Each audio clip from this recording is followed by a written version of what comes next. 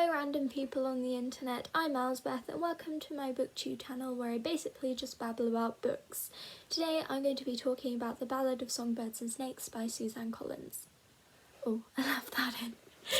Just a warning, there will be a lot of spoilers. Another FYI, just really quickly, I did listen to the audiobook and I didn't read a physical copy, so my experience is shaped by that and it may be slightly different to those who read the book physically. It's only because the paperback hasn't come out yet and I could reserve the audiobook on a library app on my phone, and if I went for the ebook instead of the e-audiobook, then I would have had to wait until the end of September. Enough of me rambling about boring stuff, let's ramble about a book instead. So because I am a literature geek, I'm going to start off by talking about the exposition. I actually really liked Cornelius's perspective, his narrative. It's quite interesting to see that because I'd never actually thought prior about the opinion of someone who'd grown up in the capital and faced the effects of the war. That was really interesting to me because I'd only ever thought about the effects on the people in the districts. So it's interesting to see that. Also, the roses motif, I loved. It literally stayed throughout the whole of the novel, but I feel like it was more potent in the beginning, in the first few chapters, where he was speaking about his background and his time in school before the Hunger Games started, which was really interesting. And it's nice that it all rooted back to the same, like, rose motif. I can't think of any other words but motif at the moment.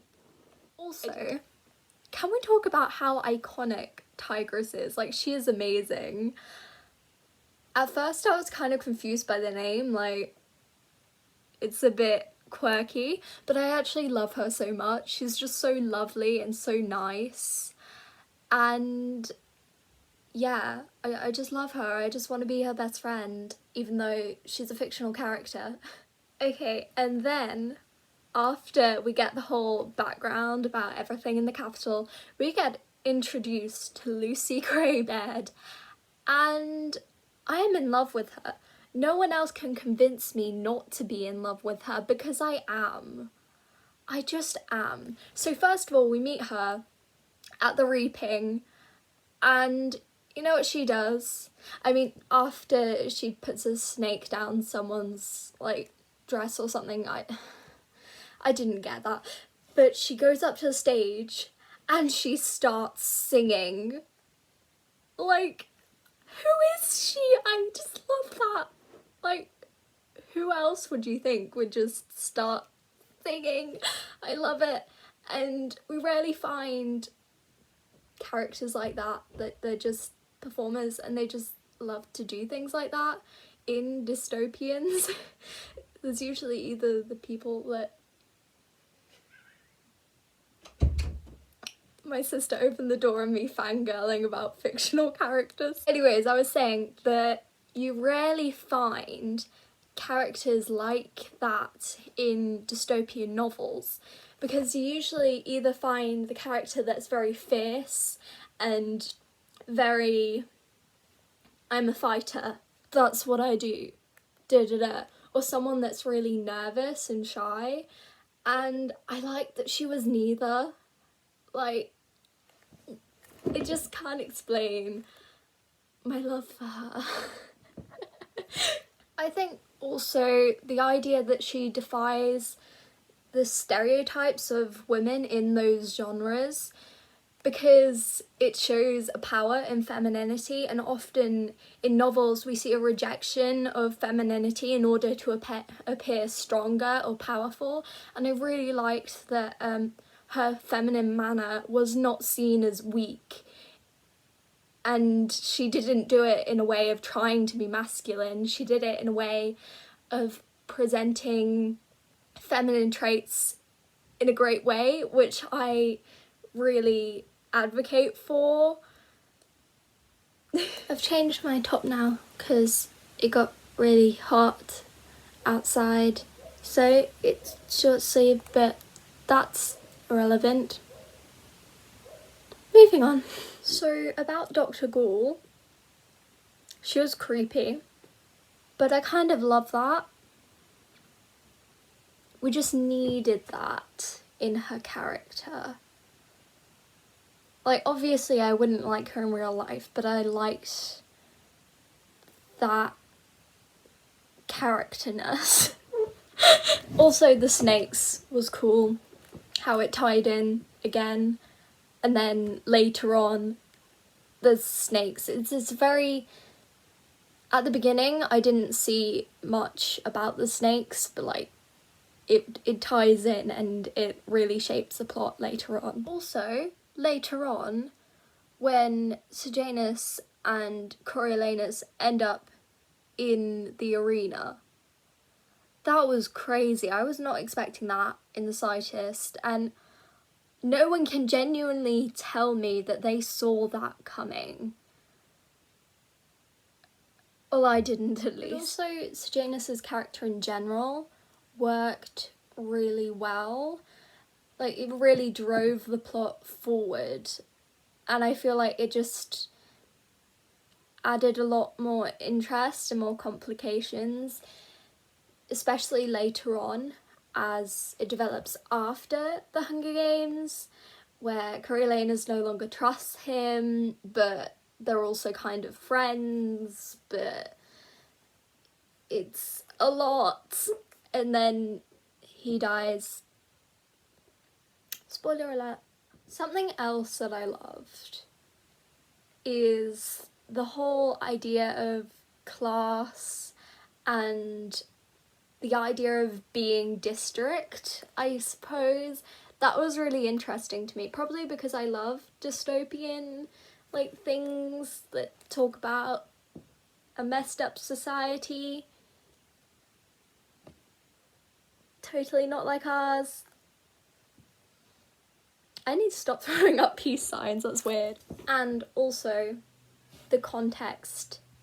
I love the context, like the background of the war and the way it affected him with like food and stuff, and his abhorrence of lima beans, which was just the most random thing ever, but it worked so well because it provides so much extra to the plots that otherwise it just adds that depth that I love. Back to the idea of the actual games.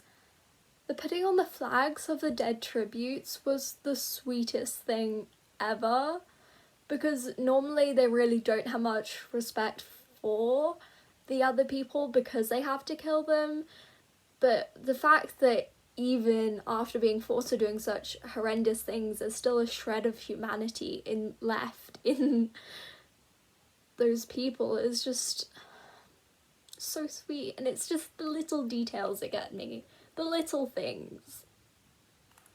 It's just really sweet.